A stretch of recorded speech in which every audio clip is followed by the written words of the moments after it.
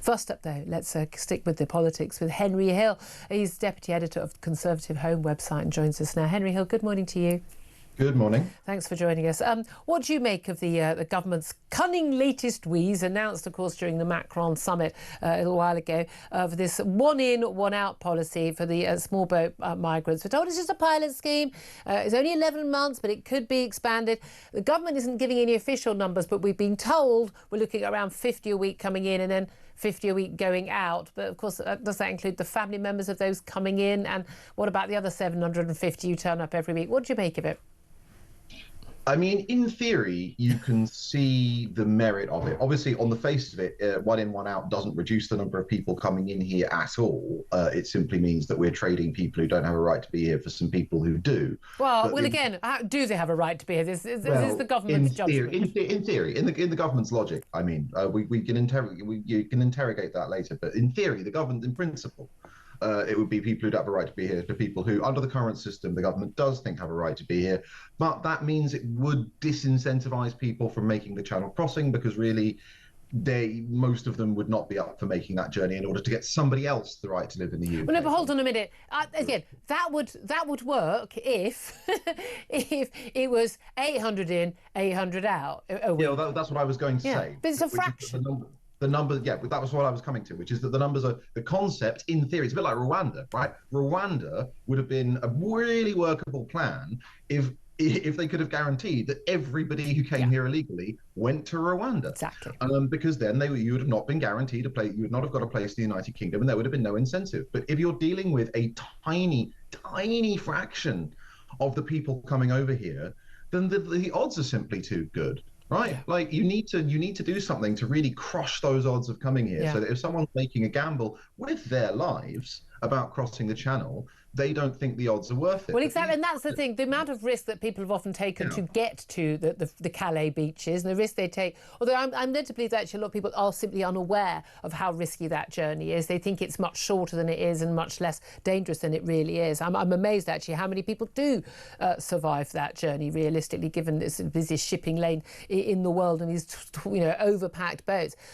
But again, we know that the pilot scheme isn't going to work. Now the government is saying they're going to review it in 11 months' time. I don't know why 11 months or why not sooner. I mean, you'd know early on whether it was going to work. But the reality is it's going to be for want of a better expression, a drop in the ocean of the numbers we've got. But we also may end up with more people, because I'm assuming with each one of these people with a right to be here, people who are applying from France, well, you get one of them, but then you also get their husband or their wife, their children, their brothers, their sisters, their elderly parents, their cousin, their second cousin, their brother-in-law.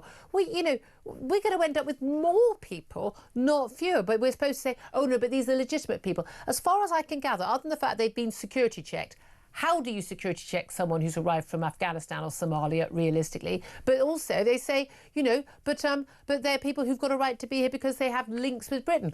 I don't see why, because someone has a second cousin living in Leicester, that gives them a right to come and live in this country. I'm utterly befuddled by that. I mean, I agree with you. And I think that the ultimate problem here is that politicians are, again, trying to find ways to look busy and show the voters that they're taking action on this issue without addressing the fundamental problem, which is Britain's legal commitments and treaty commitments, which currently don't allow us to set an annual cap on the number of asylum claims we take, because if somebody with a legitimate claim comes and presents themselves, we don't have the right to say no. And what you're talking about is the most problematic of all, which is Article 8 of the ECHR, the right to family life, which becomes a right to family reunification. And it means that it's a snowball effect. A couple of months ago, there was talk about Labour asking for a Gaza resettlement scheme, right? And the argument made by the people advocating for that scheme was there are only a couple of thousand people in Gaza with direct family links to the UK. Well, fine.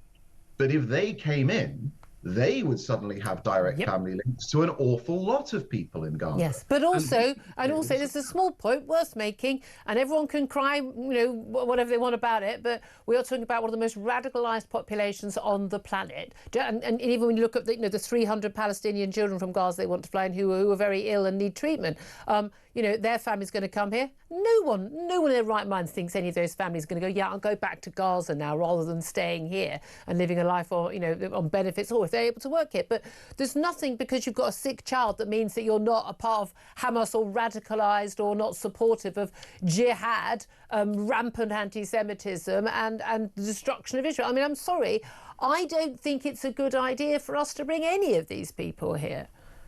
And it would have been cheaper to fly them to somewhere like Egypt and pay for private medical care there. Absolutely. Right? It's not, the Middle East is not some barbaric wasteland. Countries like Egypt, they have hospitals. Well, Qatar are so supportive. They desperately care about the children of Palestine. They go on about it all the time. Well, you've got first class hospitals. Treat some children. I don't even want our money to pay for it. I think if we've got spare NHS capacity or spare money for the NHS, I'd rather it treated British children. I'm done now. I'm done now. It's not our job to be, the nurse to the entire world. Well, for the NHS, you can absolutely make that argument, because the thing is, if you were using the foreign aid budget, which does exist, and Labour doesn't want to spend it, and assume that Labour, you might agree with the decision, but if Labour's going to spend some of that money on Gaza, fine, send them to hospital. When I was in Oman in January. Oman has first-class private hospitals, and compared to somewhere like Britain, they're dirt cheap. Right? It's a relatively short flight. Send them there. I tell you what would be really embarrassing. Someone comes over with a sick Palestinian child and they get to this country and the Gazan family said, you know what, this is so bad, we'll go back home. We've got better chances. That would be embarrassing. I mean, I'm making light of it, and I don't want any child to, anyone to be suffering. Of course not. But the question is, why is it our problem when the whole of the Arab world apparently are desperately caring about the plight of the Palestinian people? Well, then do something about it then. It's not our problem. Well, I love the fact that we're colonialist if we get involved, apart from when it's our money and our resources that are being used, when apparently we're doing the right thing. Let's talk about stuff back home there. Let's talk about, linked to the immigration issue, of course, is the massive concern that people have about illegal migrants, some of whom have been convicted, some charged, some arrested. And obviously there's different states at play in terms of, whether we know whether they're guilty or not, in terms of some very serious sexual assaults, even rape of a 12-year-old, and people who've been identified as having been people who've arrived on the migrant boats and living in local asylum seeker hotels. Obviously reasonable for local families to be concerned. We've had Nigel Farage in a press conference yesterday for Reform talking about how, there must be more information given out. We need to know ethnicity. We need to know immigration status. I mean, for me, the immigration status is the main thing I want to know about people who have been arrested or suspected or charged with a crime, certainly convicted. And we've had Yvette Cooper, the Home Secretary, this morning echoing the Prime Minister, saying they agree that more information should be given about criminals to rebuild trust. But the problem we've had is often the information, we don't get full information unless, let's face it, it's a suspect is a white British man, when, of course, the information is given out very quickly. Well, the reason for that, it's actually quite interesting, is it's all a kind of outworking of all things, the Public Order Act 1986, which is, one of those cases when it was a Thatcher-era law that's now being applied in a way that I don't think anyone really intended.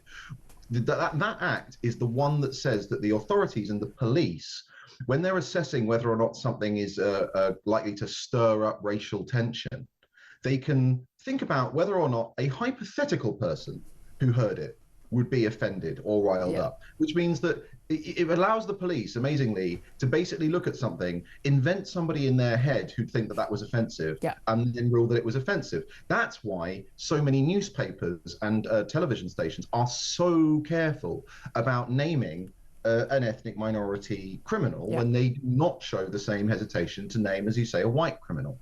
That was obviously not, I think, the intent of Margaret Thatcher's government when they passed that law, but that is nonetheless where we are at the moment. But again, it's a belief from the authorities that people are just going to go out, we're all just such ghastly racist bigots, we're just going to go out and start sort of, bombing asylum hotels or Asian or black neighbours because of this. But the thing is, it's what people are angry about is the feeling that we're not being told the full truth. Now, we've not been told the full truth about, you know, the migrant boats. We've not told the full truth about asylum hotels, about the cost, you know, local accommodation and things like that. We've not been given the full truth. People are quite right to believe we're not being told the full truth. A refusal to give the ethnicity and immigration status of many criminals once convicted, even while in prison. We've had to drag that out of the Home Office through, you know, freedom of information, kicking and screaming. And there's a reason why they've not published it, because they'll happily publish it.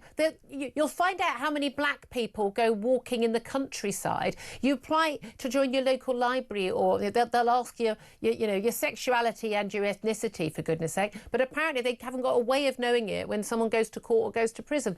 We know we've been lied to, and that's why people believe there's a cover-up and they want full information. You know, the absolute golden rule on a cover-up is that you need to make sure no one knows there's a cover-up going on. Right? The moment that people suspect it, you've already failed. Every effective cover-up that's ever happened, you and I and nobody else has any idea that they happened, because they don't know that there's anything to cover up. And the awful thing is, Henry, there are an awful lot of those. Potentially, we genuinely wouldn't know, because that's when they say the cover-up is worse than the crime. Yeah, because you get caught. I think the golden rule in this case is if you're so worried that merely having the public know accurate information about the results of your policies would create riots. Let's assume, take their belief, you know, would create riots, riot racial tension. That means your policies are failing, right? And exactly. that you need to change them. And the fascinating thing is, you know, was it last year or a few months ago, Yvette Cooper conceded that the government would start publishing more crime data on the ethnic backgrounds or nationality backgrounds of criminals. Now, this is a really great example of how governments like Starmer's and, like, in fairness, like the previous Conservative government, they get overtaken by events. Because fine, okay, that's a concession. But the problem is, once they start publishing that information, there's going to be quite a lot of pressure for them to start, you know, doing something with that information. Yeah, and that's why they don't want us to know it. Absolutely, as you nailed it, though. If you're that worried about the result of people knowing the facts, that's the actual problem. Henry Hill, always so good to talk to you. Thank you so much. He's Deputy Editor of Conservative Home. Appreciate that. Tom Slater's still with me, Editor of Spiked Online. We're just talking about people behind bars in prison. I will come back onto that topic a little bit later. But I just want to ask you about something else that came up in that Reform press conference from Nigel Farage yesterday. And I've been, as I said on air yesterday, been rowing with him on WhatsApp about this. It was Vanessa Frake, a big friend of this show, a former prison governor. She's going to look at their prisons policy, and she was asked about trans identifying men, let's call them what they are, being put behind bars in women's prisons, which is still the case, not just in Scotland, but in England. There are still some men behind bars, outrageously out of risk to women prisoners right now. And Nigel Farage basically said he'd be led by her, but she said basically this should be dealt on a case-by-case basis. Now, I've said to him, this isn't a case-by-case basis issue. This is it's a black and white question. Should men be housed in women's prisons? And the answer is always only the word no. Kemi Badenoch has called him out on it, pointing out that the Tories have a policy. Not they did anything about it when they were in power, but she was certainly trying to do something about it. She's called him out on this. This could be a real vote loser for him, couldn't it? Because women like me feel very strongly about this issue. And it was a totally unforced error on his part. I mean, even when he was going through the process of appointing Vanessa Frake, this was going to be a question that any broadcaster was going to bring up. The fact that it happened on Times Radio, I think, was telling. Even a kind of station which isn't as interested in some of these issues, potentially, it's not necessarily their bread and butter.